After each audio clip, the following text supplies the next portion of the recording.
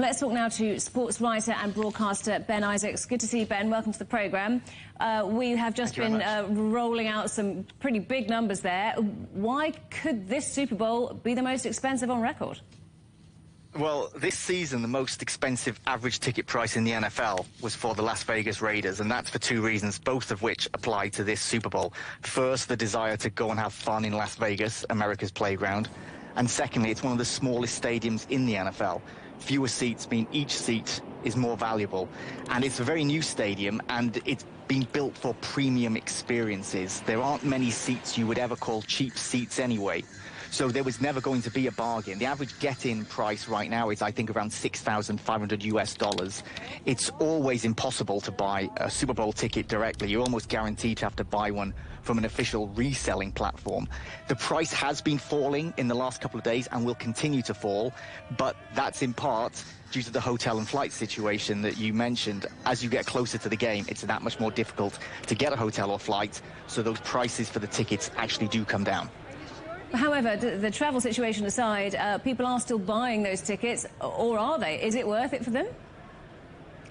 It's probably not worth it, but I would say the reason that they are going up and why they are so high right now is the US trend of funflation, where people will put vast amounts of money on securing experiences, the sort of things that you can't just buy and put on a shelf.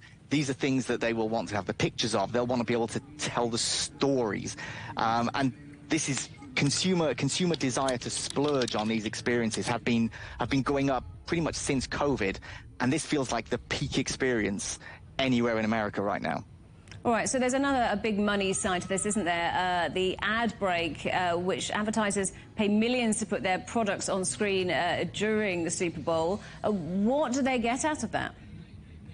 Well, it's the biggest and most prestigious advertising opportunity in the world, in my opinion. $7 million US for a 30-second spot. If you look at the FIFA Men's World Cup final, for example, that's the most watched sports event on the planet. But the ad breaks are considered to be a chance to go to the bathroom or get more food and drink. They're not an event in themselves. Nobody remembers those ads, right? But Super Bowl ads are a cultural event in the US, and research shows that many people watching the game are not NFL fans. They want to be part of the experience, and those non-fans say the ads are their favorite aspect of the day, way ahead of the halftime show. They're that big a deal, and it's not just a showcase for the NFL, it's the showcase for the ad industry. It's their Super Bowl as well. It's where brands get to be as creative as possible. It's key to make a big splash, because social media will be buzzing all night with people talking about the ads, not the game. You know, the NFL's got an international streaming service that uses the fact you can watch the game with the US ads as a selling point. Most streaming services don't want to talk about ads. This one, it says, watch the Super Bowl ads as they happen. They're that big. All right, so millions of people watching this in the United States. We sometimes see international advertisers, though, like China's Temu, paying those millions of dollars for a spot. How much is the Super Bowl now an international event? It's a bit of a paradox, because it's become a global event, yet it's the most American thing we can imagine. It's still quite impenetrable for many international viewers who are watching out of curiosity. We've got more international players in the league than ever, and there's more coverage around the Super Bowl globally than ever. There's a lot more curiosity, but in many of those international viewers, it's the only game they'll watch all season. Many won't understand the game.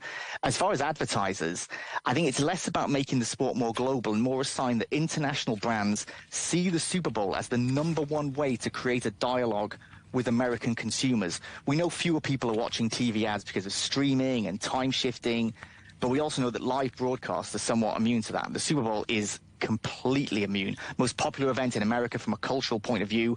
People will watch live, so you get to reach so many more people in one night. If you're an international brand, you put yourself in good company.